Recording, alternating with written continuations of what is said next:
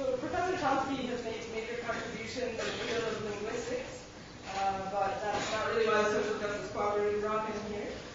The New York Times claims he's the most important intellectual alive today, but they weren't referring to his linguistics career either, I don't think. It's his work in his parallel career that we have that is a little hope of understanding. And that in trying, and what that is trying to elucidate the mechanisms of oppression throughout the world. So the IMF and the World Bank are protected by two main things. One is that most of us don't really know that much about them, and the other is that the very complicated ways in which they manufacture poverty and suffering can't be addressed in a simple soundbite. But we have a bit of an antidote to both of those problems, and here he is.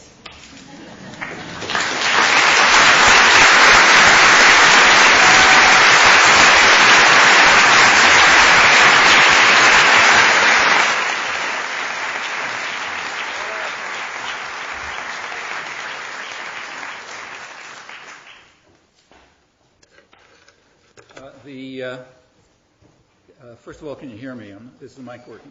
Yeah, okay.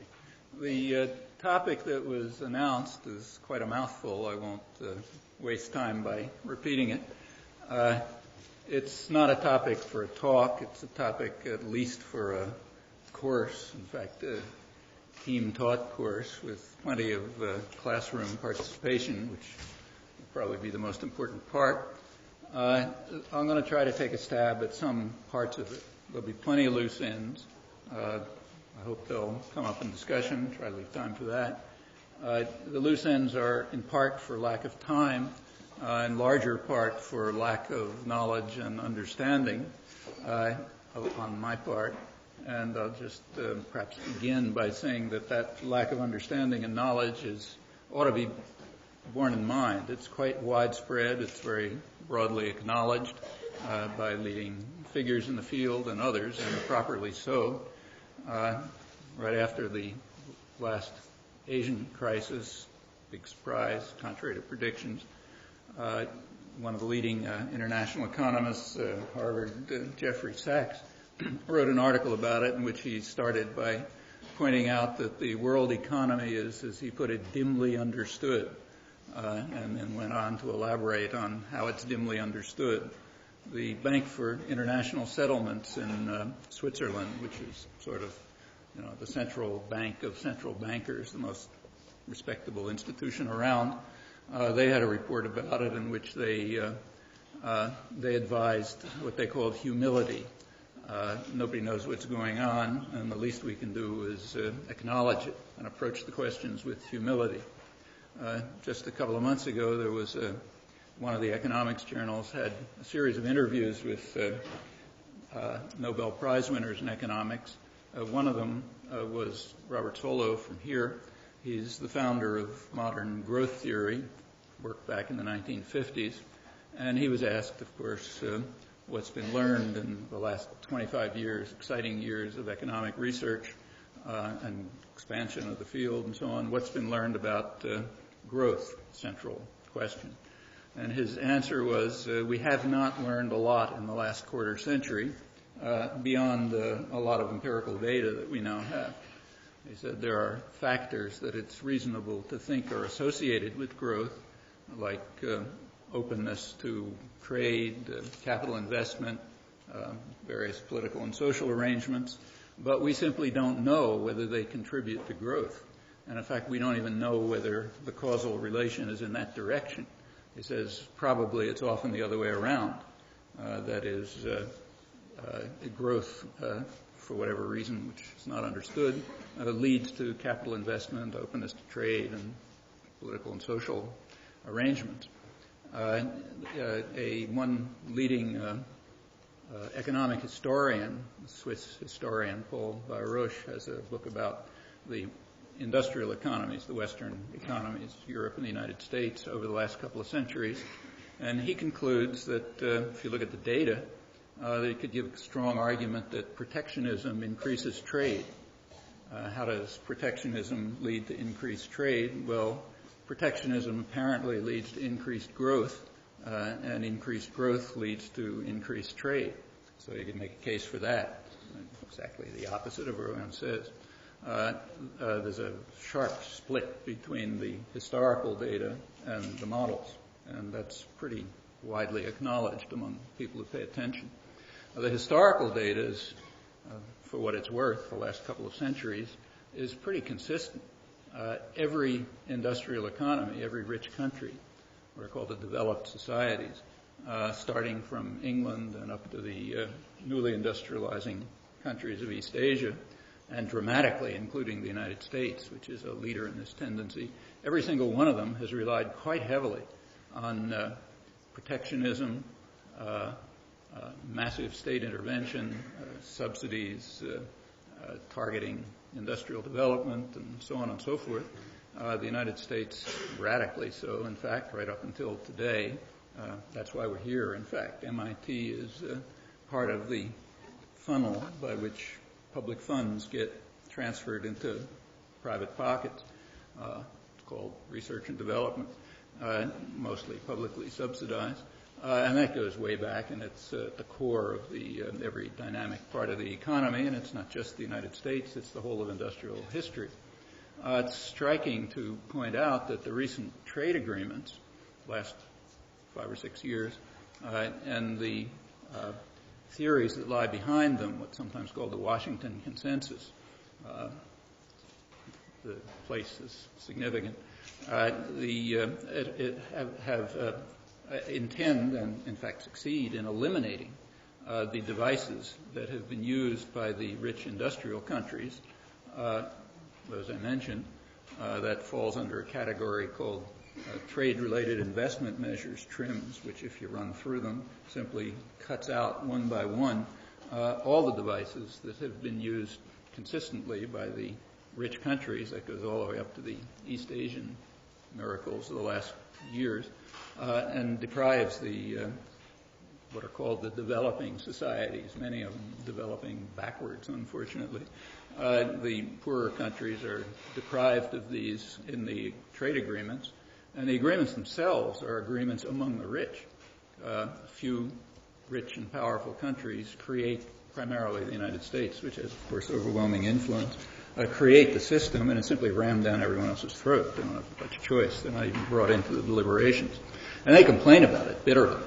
The complaints are not reported much here, but they're certainly there. And it's been going on for a long time, as the neglect has been going on for a long time. There was a pretty dramatic case just a couple of months ago in April.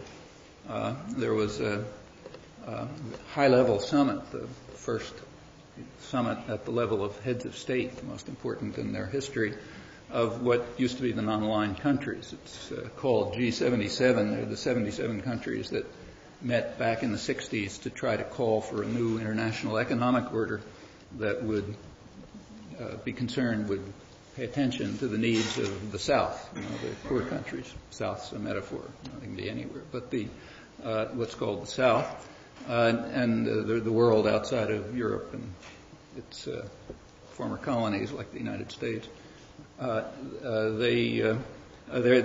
call for a new economic order was, of course, completely smashed with long-term consequences of an unpredicted variety, including, incidentally, the current drug crisis. If there's time, I'll come back to that. But they just had another meeting. They've had many, but the highest level one ever was last April, at the level of heads of state. These countries account for about 80% of the world's population, so it's not a trivial part of the world. And they, among other things, they issued a long, detailed declaration describing what they thought was wrong with the international order and what they thought ought to be done about it, which was completely ignored, barely even mentioned in the North and the United States press, for example, a few disparaging words. But part of it was a sharp condemnation of the form that the international economic order has taken under the so-called agreements, which are essentially rammed down their throat, and have, among other aspects, what I just mentioned, eliminating systematically the kinds of devices that in fact have been used. Whatever the theoretical models say, they're the ones that in fact have been used for every rich society, beginning with England, the first industrial society, including the United States, Germany, France and Italy, later Japan, up to the East Asian countries.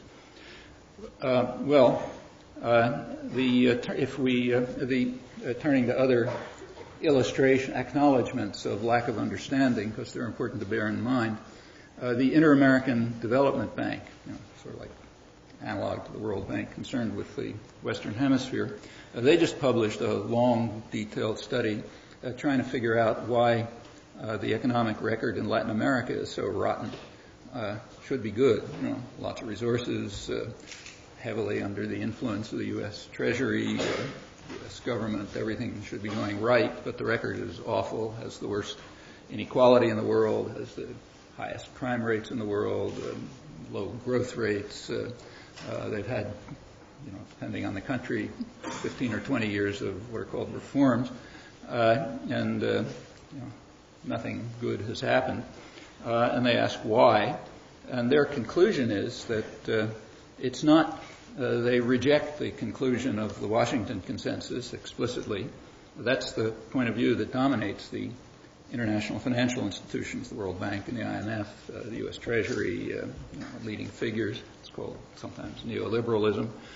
Contrary to the Washington Consensus, they say you can't attribute this to interventionist policies, to what's called import substitution. In fact, during the period of import substitution, growth rates were considerably higher, including social development. So you can't attribute to that. And they argue that more than half the difference between Latin America and the rich countries is a reflection of the fact that they have weak states. They call it institutional lacks. What it amounts to is weak states. They can't control the rich. That's what it amounts to. And the governments don't provide public services, research, subsidies, integration of the economy, and so on and so forth. They also point out that they've suffered from a general problem of the South, namely agricultural development and health have suffered very seriously from what are called market policies. The way markets work is that those who have concentrated power dominate them, obviously. Markets don't produce what people need. They produce what rich people can buy, overwhelmingly. And market control has a big effect on that. You can see that, for example, in what's called the agricultural crisis in North America, the United States and Canada. There is an agricultural crisis, but if you look where it is, it's striking. The food chain begins with big energy corporations, which produce fertilizers and so on. And then the chain in the middle are farmers. At the end are the big retailers and distributors and so on. It turns out that the agricultural crisis in both the United States and Canada is located in the middle, in the farmers. The farmers who are producing the food. That's where the crisis is. At every other point, there's terrific profits. And that relates very closely to market control. At the outer edges of the chain, it's highly concentrated power. They determine how the markets are going to work. In the middle, it's people who are more or less thrown on the market, and they're suffering badly, even with huge subsidies. And the same relation holds in the international economy. And with regard to agriculture and health, the international the IADB, the Inter-American Development Bank, specifically points out that agricultural research and development are geared to the rich countries. That's been true in the United States for a long time. One of the reasons why the U.S. has very productive agriculture is national federal investments since the 19th century, which have ultimately, after the Second World War, had a big impact. That still goes on. But there's very little research and development in the kinds of agriculture that are used in the poor countries, South, say tropical agriculture. And that's just a direct reflection of who has power and hence who controls markets to the extent that they function. The same is true in health, they point out. In fact, there's a well-known principle in the public health field called the 90-10 principle, which is that 90% of the research goes for 10% of the health problems. namely the 10% that the rich suffer from. And again, that's not a big surprise. That's the way you'd expect institutions to work, including markets, to the limited extent that they function. Well, when you turn to finance, notice that all of this is, as they point out, is quite contrary to the Washington Consensus, the theory that says, let the markets decide and get the government out of the way. Exactly contrary. When you turn to financial, the financial domain, the financial architecture and so on, which is of enormous significance today, it just dominates the international economy in the last couple of decades. Here it's total chaos. I mean, everyone concedes that there just is no theory at all. There are no models. There's an interesting book by Robert Blecker, an economist at American University, surveys, kind of semi-technical book, which surveys, but readable, in which he surveys the models that have been constructed in the last 10 or 15 years of huge financial flows to try to figure out what's going on. And, you get model after model. The ones that work best are what are called random walk models, flip a coin. And what he points out is that, every couple of years they're all thrown out and you start with new ones because the past ones predicted completely wrongly. And this is, again, widely acknowledged. Harvard economist Danny Roderick recently wrote that it's a sad commentary on our understanding of what drives capital flows that every crisis spawns a new generation of economic models. And that's very rapid, especially in the last 10 or 15 years when markets have been extremely volatile. That's a reflection of the liberalization of capital markets in the early 70s, and again, it's exactly contrary to predictions by major economists. If you take a look at the IMF World Bank predictions, international financial institutions, they've made lots of predictions over the years, and the record is not very uplifting, to say the least. They are very good economists, thousands of economists, working hard on it all the time. And they make predictions. The predictions are given with great confidence, and they turn into policy prescriptions very quickly.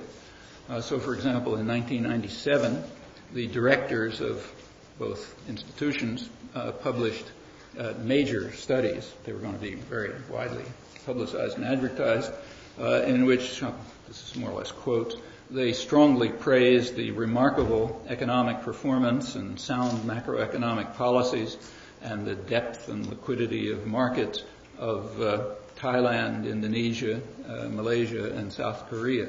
And the Philippines, this is right behind. Just as these major books appeared, they all collapsed. The books were quickly withdrawn. Nobody heard much about them anymore.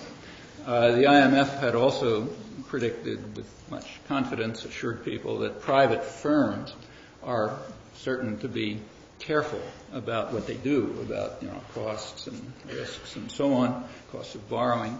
Well, it turned out that private borrowing was the source of the crisis. The earlier record is no more exciting.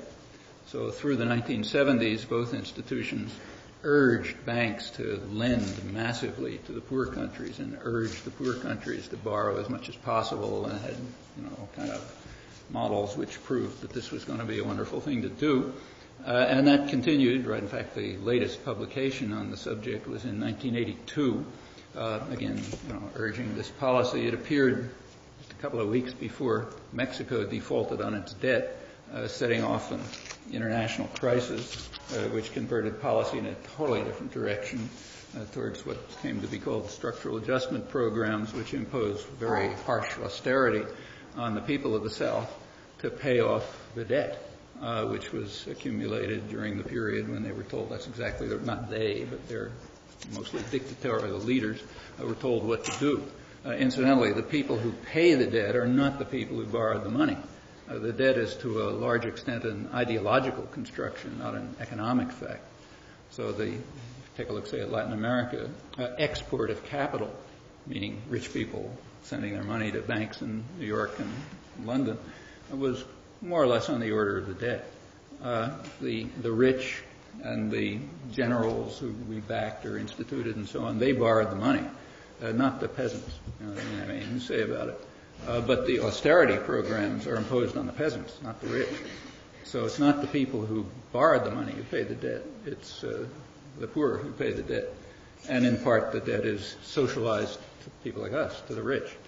One of the roles of the IMF is to provide what amounts to free risk insurance.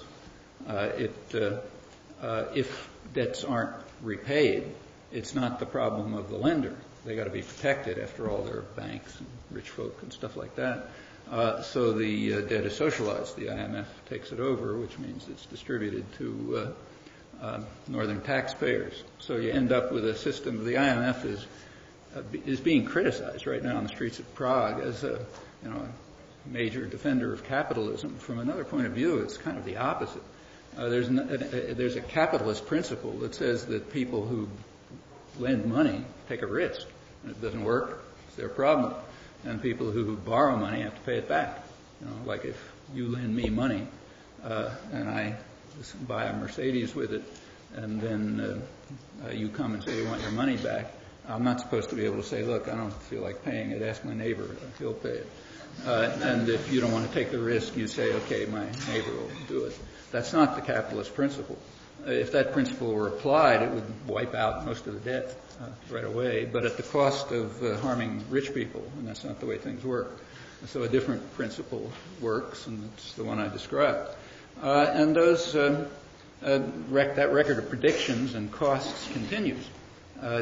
Another more recent example is what are called the transition economies. The countries of Eastern Russia and the other countries of Eastern Europe after the Soviet tyranny collapsed around 1990. They moved to market systems. And again, there were very confident predictions. The World Bank stated very confidently, I'll quote, countries that liberalize rapidly and extensively turn around more quickly. The man who was later became the chief economist of the World Bank, Joseph Stiglitz, in a recent article, quoted this and pointed out that it was a reasonable prediction because he said economic theory was extremely clear in giving that prediction. The only trouble is it turned into a huge catastrophe. I mean, it was predicted that if these policies, then they were spelled out, but if these policy prescriptions were followed, that output was going to just soar. Everybody would become rich, like us folks. In fact, what happened is that output declined, plummeted. In fact, the economy probably collapsed by about 50% or something. Right now, about 75% of Russians are below the poverty line. It's a radical decline from before. A majority of children, it's estimated somewhere between 50 and 80%, have physical and mental defects. Workers' rights, which did exist, are totally gone. Capital flight from the newly liberalizing economy is greater than loans and investments, which doesn't harm the American economy. Most of it comes here. It's the worst depression in modern history, if not in all of history, outside of maybe a war, a plague, or something like that. And it's a demographic catastrophe.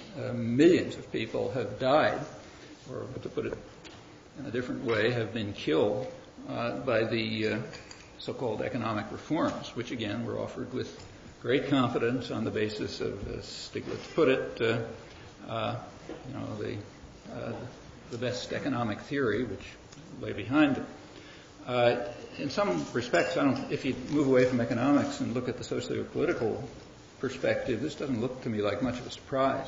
It has to do with the nature of the Cold War. That's a topic in itself, but in many respects, ever since 1917, when the Cold War began, it's had many of the properties of what's called a North-South conflict, like the U.S. war against Nicaragua and dozens of others, imperial conflicts. And the end result of these, typically, is that a country that tried to break out of the system gets smashed because it's weaker than the ones with the power. And when it gets smashed, it's driven right back into the system, maybe poorer than it was before. So, for example, Nicaragua is now one of the second poorest after, maybe third after Haiti and Guatemala in the hemisphere, collapsed since the U.S. took it back over in 1990. And that's actually the same is true of Guatemala and Haiti. They're the countries that have it's a rather striking fact, which takes a little discipline to ignore, that the poorest countries in the Western Hemisphere, the real super basket cases, are the ones that have had the most exposure to U.S. intervention, invasions, control of the economy, and so on and so forth. Maybe it's an accident. Maybe there's a connection. If you look at the record, I think you can tease out a connection. And what happened in Russia is not very different. 1917, whatever you think about the government, monstrous, brutal tyranny and so on, whatever else it was, it pulled out of the international system and industrialized the country, carried out a kind of forced industrialization. Russia had been an extremely poor third world country. Third world's a metaphor. There was no third world in those days. What we call a third world country, it was deeply impoverished, falling more and more behind the West, kind of a colony of the West for the most part. It pulled out, did what it did, very fast growth rate, so on. It lost the war, like the weaker contestant always does, and it's returned right back to the South. So it looks like a catastrophe in comparison to what it was in 1989.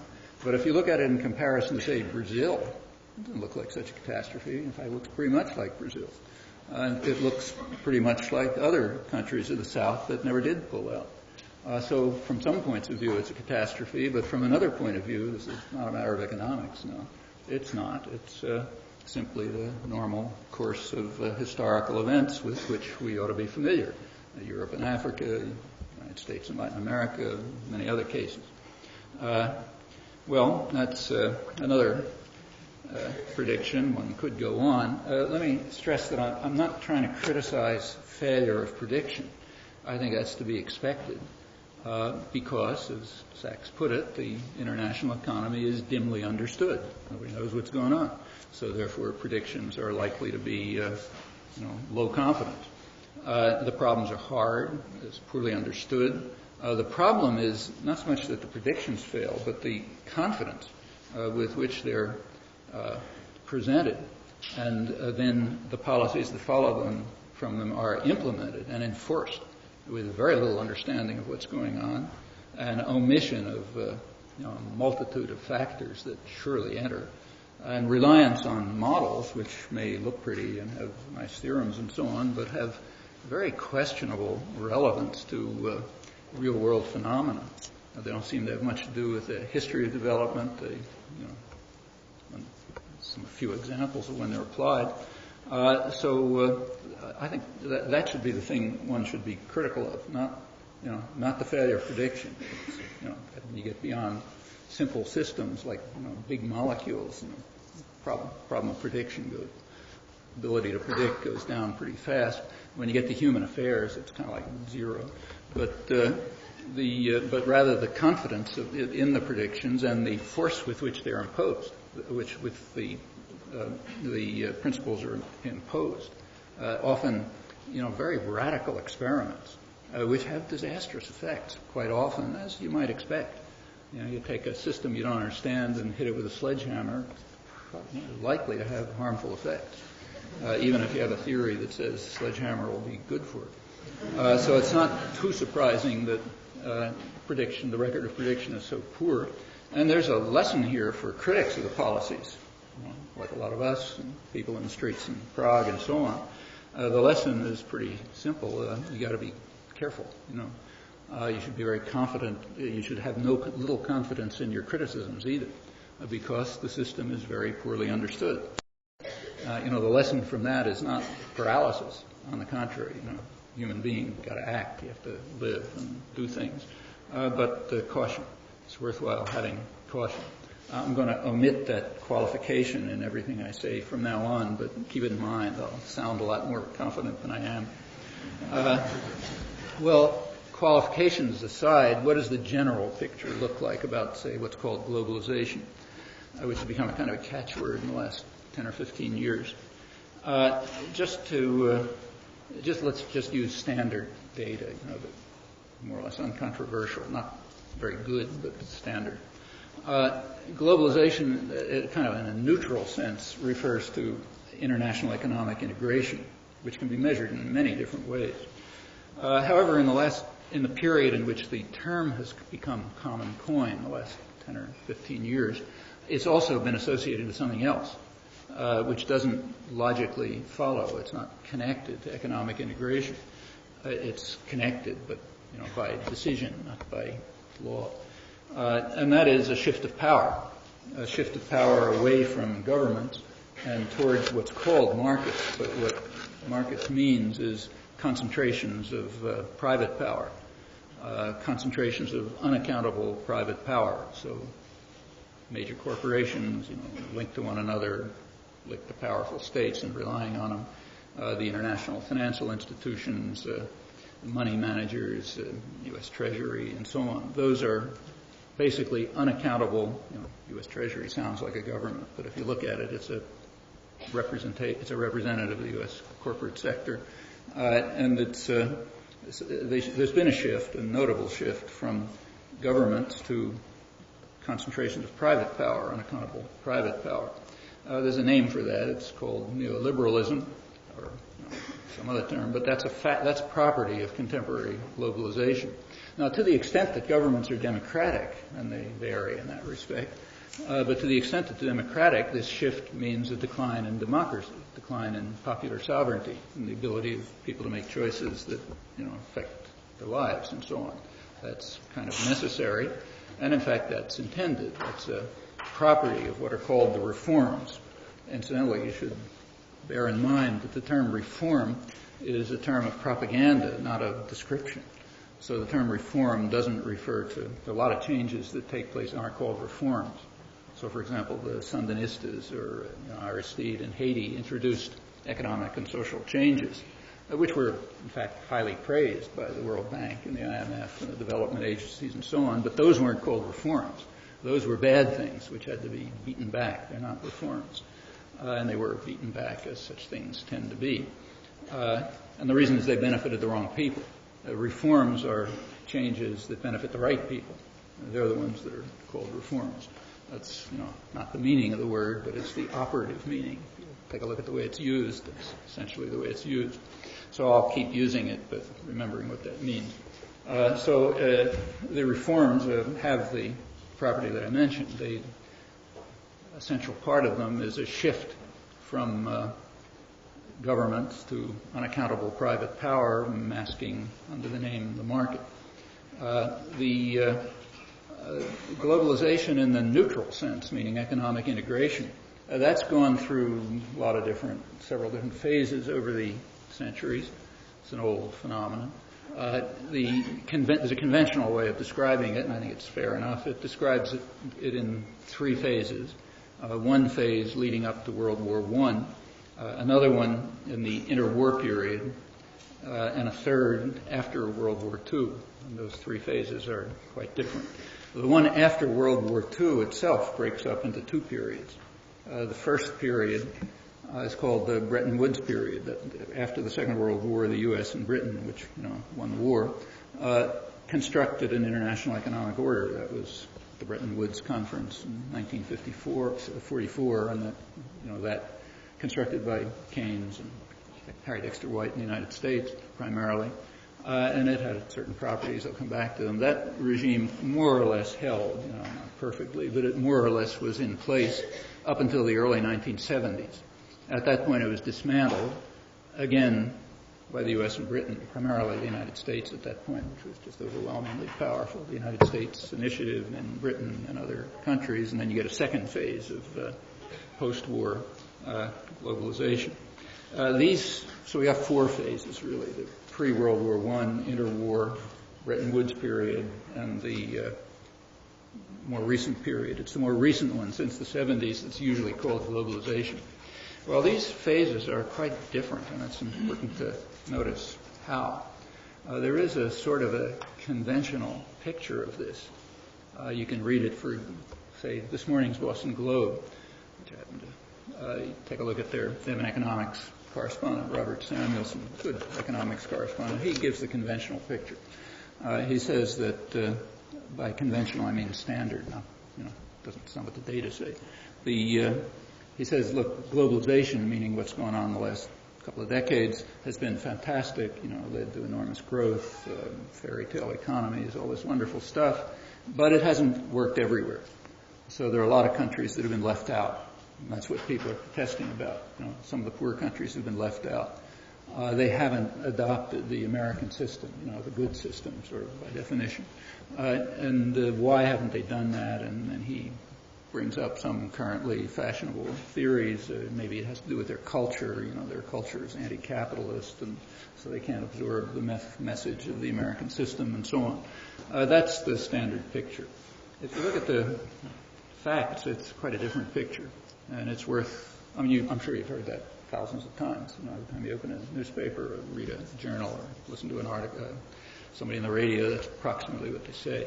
And so they sort of understand he's talking about the protesters. He says, yeah, we understand the protesters. It's true that some people have been left out of all these marvels like sub-Saharan Africa and so on, and we got to figure out why. Well, let's put the propaganda aside and look at what people more or less understand. How do we measure international economic integration? Thinking of it neutrally. Well, one way to measure it is in terms of people. How do people move around the world?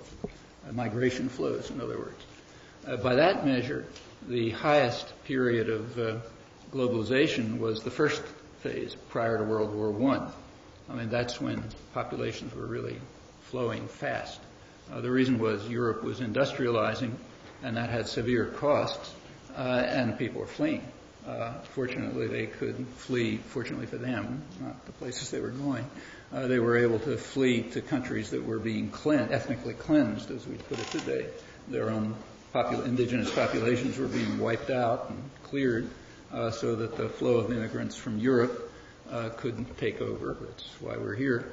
And that was kind of an escape valve for Europe during the period of rapid industrialization. And if you take a look at the figures, I'm going to say take a look at the United States, take a look at the rate of growth of population attributable to immigrants, it was highest before World War I. And that's fairly generally true. So by that measure, the highest level of globalization was before World War I. Notice that this is in accord with free trade theory, at least according to Adam Smith, for whom the cornerstone of free trade was what he called free distribution of labor.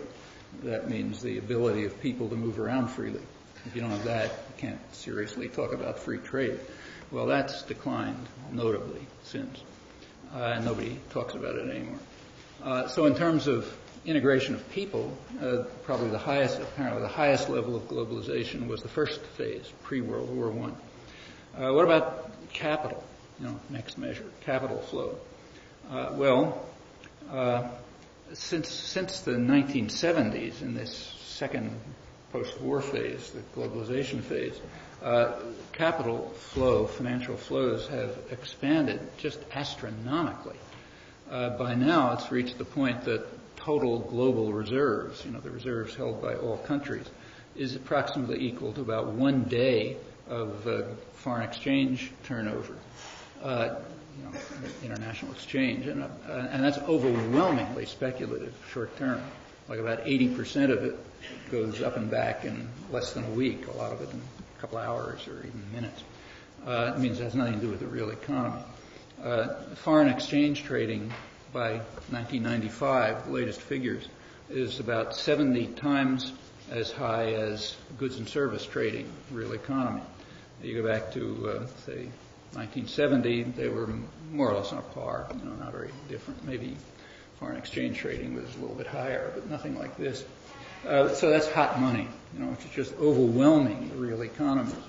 And that's a huge change, a radical change. There's been nothing like it in history, and that's quite different. That's a marked property of the second of the post-Bretton Woods phase, and it's the direct result of the liberalization of financial capital. First by Nixon and by others in the early 70s, and the breakdown of relatively fixed exchange rates. That's what the Bretton Woods system instituted back in 1944.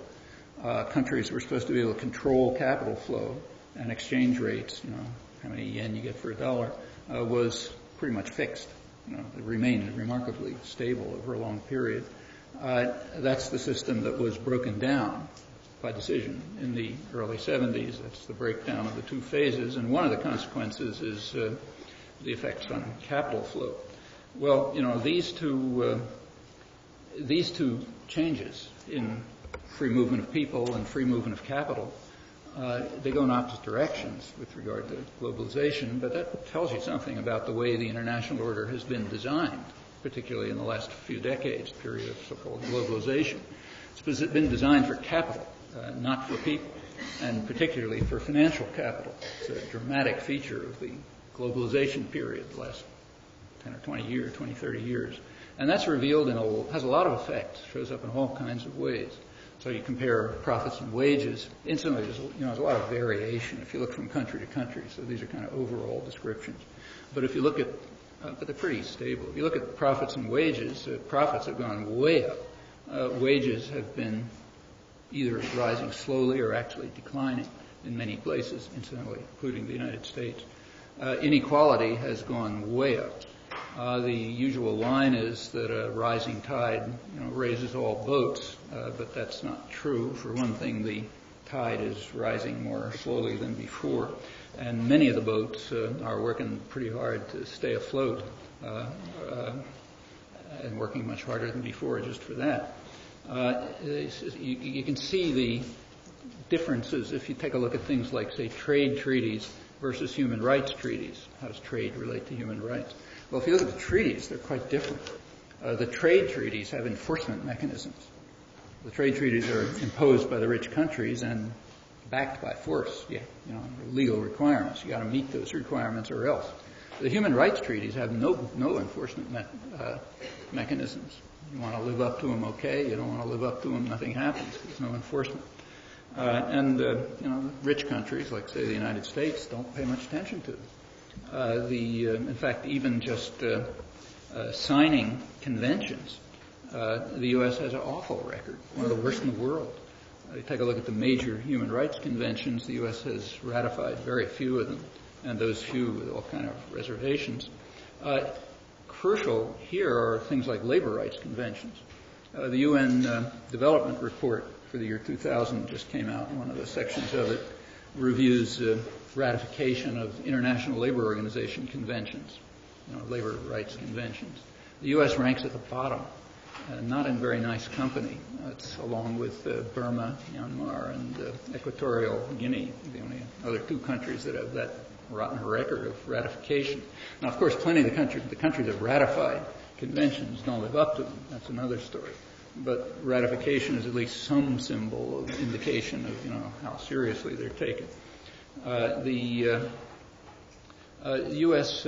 labor record, putting aside conventions, is quite poor. Among the industrial countries, it's one of the poorest. It has a very violent labor history, unusual in the industrial world. The current situation, U.S. law does not conform to international labor conventions on many crucial issues, and even where the law is in place, it's just not enforced. This has gotten a lot worse in recent years. So you go back to, say, the 1950s, there were a couple hundred cases of workers who were illegally fired a year, fired for trying to organize. It's illegal, but it happens. And there were a few hundred cases looked at by the National Labor Relations Board. Last year, I think it was about over 20,000. It picked up very fast in the Reagan years. The Reaganites basically told the corporations, forget it, we're not going to enforce the law. And the number of illegal firings shot way up, I think approximately tripled. And it stayed about there since. And there are all kind of devices by now to prevent the laws from being enforced. There's just a report by Human Rights Watch on this that just came out, but it's not the first. There have been others, including the business press, which has reported it fairly accurately. These are all aspects of the redesign of the international order for the benefit of capital, overwhelmingly financial capital, but not only, and against people who are less relevant in the system. Another measure that can be used is trade. So what's happened to trade during these various phases of globalization? Well, it turns out that pre-World War I, it was going up quite fast.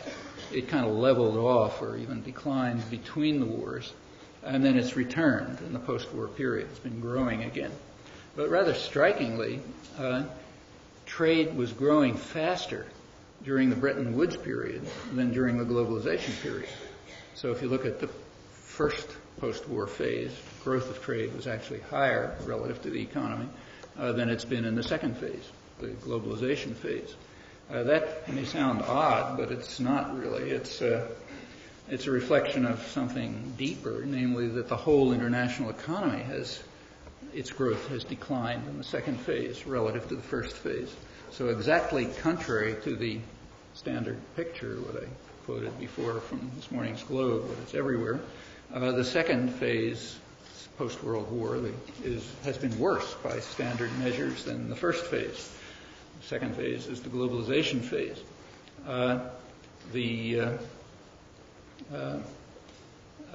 In fact, many economists now describe the first phase, Bretton Woods phase, as a golden age. Growth was high, wages were rising, benefits were increasing, and so on, up to early 70s, and they describe the second phase, it's called globalization, as the leaden age. Everything slowed down. And that's true across the board. So growth of the economy slowed. How much, it depends exactly what you measure, but there was a highly prestigious commission, the Bretton Woods Commission, headed by Paul Volcker, former head of the Federal Reserve. Can't get more respectable than that under Reagan. He was the head of it. So they came, this 50th anniversary of Bretton Woods, and their conclusion was that for the industrial countries, the rate of growth had declined by about half during the second phase, globalization phase. It's not that the economy's declined, it's the growth rate that declined. The UN UNCTAD, which is the UN monitoring of the economy, they just did a study on the poor countries, developing countries, and they reached a pretty similar conclusion that the growth rate had been cut by about half in the recent period. If you look at growth of capital investment, of productivity, trade, and so on, roughly the same story. It's declined during the second period. One thing that's increased is volatility. Markets are a lot more volatile, lots of crashes and bailouts and so on. If you take a look at, say, capital reserves that countries hold relative to exports, a capital reserve means something's not being used. So capital reserve relative to exports, that's increased very high, particularly for the poor countries.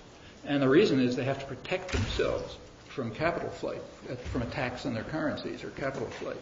And that means they got a huge amount of reserves. In fact, about half the global reserves now are in the hands of the poor countries. They only account for about a quarter of the exports. They have to defend themselves against volatility and currency attacks. Interest rates have been far higher during the second period for essentially the same reason. Interest rates have to be kept high to prevent capital flight by speculators and so on. That's, again, slows growth. Well, that's fairly general. We can go on. Notice, just comment that it's not a matter of, the tide is rising wonderfully and some of the boats are being left behind. The tide is rising more slowly across the board, by just about every measure. These financial flows are overwhelmingly speculative. Maybe 2 or 3% of them have to do with the real economy as compared with, say, 90% 30 years ago.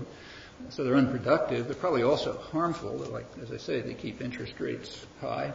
But they have another effect, which has been pretty widely discussed. They undermine democracy for a simple reason. They create what some economists have called a virtual Senate, a Senate that's virtual in the usual sense. They don't meet, but they're there. And that virtual Senate of investment bankers and money managers and so on, they have a veto power over economic policy. It's what, like technical terms, is called a dual constituency conundrum. Parliaments have a dual constituency. On the one hand, there's the voters, the theoretical constituency. On the other hand, there's the speculators, the real constituency. And I'm quoting from a technical literature, they conduct moment-by-moment referendums on economic and financial policies. Like, they don't like them. They attack the currency, the capital flows out, and you stop doing them, or else you're in trouble, deep trouble. And that's a major attack on democracy. Right now, about half the world is technically in receivership, meaning their economic policies are actually made in Washington. And the rest are very heavily subject to the veto power of the virtual Senate. That's true even of the United States. I mean, when Clinton came in, there was some talk about stimulative policies this is not early 1993. But that's quickly stopped because the financial markets made it very clear they're not going to tolerate it. If that happens, there'll be an attack on the currency and the bonds and everything else. Interest rates will go up, the economy will go down. So they just backed off. And if maybe he would have anyway. But anyway, they did give up on the basis of that. And for poorer countries, it's just hopeless. Now, this didn't just happen. These were state decisions. The Bretton Woods system was designed to prevent this. The restriction back in the 40s, there was a tremendous popular commitment all over the world at the end of the anti-fascist war to a kind of radical democracy and social democracy and even more radical ideas, including the United States. And in response to that, the Bretton Woods system was created to permit what was called embedded liberalism, meaning free trade to the extent that you can have it, but carried out in such a way that allows governments to carry out their own social and economic policies, meaning high growth, full employment, social welfare, benefits, and so on, kind of what we call a welfare state. And it was understood that in order to have that, you have to have restrictions on capital flows. Because if capital flow moves freely, you're going to get just what's happened in the last 20 or 30 years, a virtual Senate with veto power. It was conscious, like you read Keynes and White and so on. They're very clear about it, as were others. And pretty predictably, they were shown to be correct. When the system broke down, was dismantled in the early 70s, you get, the effects you get are the kind of things I've described. Well, what about other effects? As I mentioned, the general macroeconomic effects, like the big figures, growth rates, productivity rates, and so on. The effects have generally been harmful, contrary to the standard story. What about other effects? So let's take the United States, the fairy tale economy that everyone else is supposed to mimic and so on. Well, the story's a lot more complex than that. For the rich, which I suppose includes maybe most of us, maybe all of us, certainly me, anybody in the top, overpaid college professors in the top few percentage of income, for them it's a fairy tale, no doubt. But let's take a look at, say, non-supervisory workers. That means people who make a wage and don't give orders, So most workers, in other words, like 75% of the workforce. For them, latest figures have just appeared, in fact, average wages and average incomes are actually below the 1970s. That's in absolute terms. They've finally gotten back to 1989, peak of the last business cycle. On the other hand, median wages for male workers are actually down even since 1989 and lower than the 70s for almost everyone. If you take middle-income families, which really means working families, they are working, average middle-income family is working about 6 weeks a year more than they did 10 years ago just to keep afloat. Now that has all kinds of effects on families, on social life, on children, and so on, particularly in a country like ours, which has very weak support systems.